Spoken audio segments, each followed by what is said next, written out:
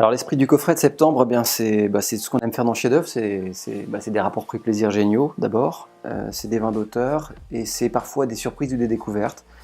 Il y aura, je pense, pour tous ceux qui sont abonnés à Chef d'œuvre, un relais incroyable de tous les blancs ou rouges qu'on a d'ailleurs apprécié pas mal pendant l'été, dont on a aimé la spontanéité, la fraîcheur et l'équilibre.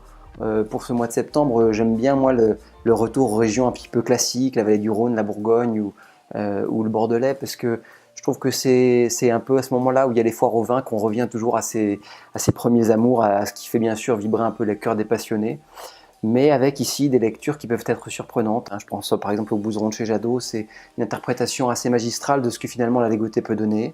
Je pense aussi au Creux Hermitage Cap Nord de Laurent Combier. Là, on a encore la dimension de la Syrah avec un peu plus de puissance que les cuvées d'entrée de gamme du domaine. Et puis, c'est peut-être un peu l'antichambre du Clos des Grives. Donc, cette nouvelle cuvée, pour moi, c'est une nouveauté dans la gamme du domaine. C'est une très belle bouteille et c'est aussi un retour aux grandes Syrah qu'on adore, bien sûr, dans ce secteur de la vallée du Rhône.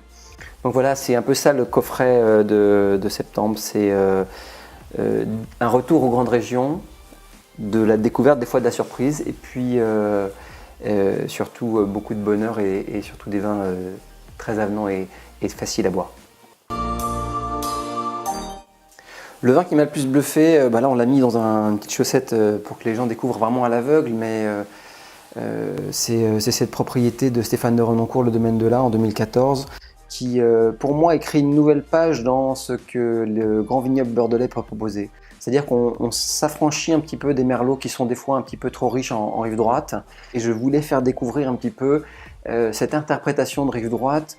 Donc en fait, c'est peut-être l'avenir de Bordeaux qui, dans ce style de vin en tout cas, se livre à nous pour une proportion de Cabernet Franc accrue. Et on retrouve des équilibres plus ligériens, plus frais autour du Cabernet et du Merlot, avec ici des patines boisées qui sont beaucoup plus mesurées, où finalement, après les muscles, après les boisins masculins et après tous ces vins qui mettaient des années à se faire, on offre aux consommateurs des trames un petit peu plus légères, des trames un peu plus poudrées. C'est le gros coup de cœur de septembre.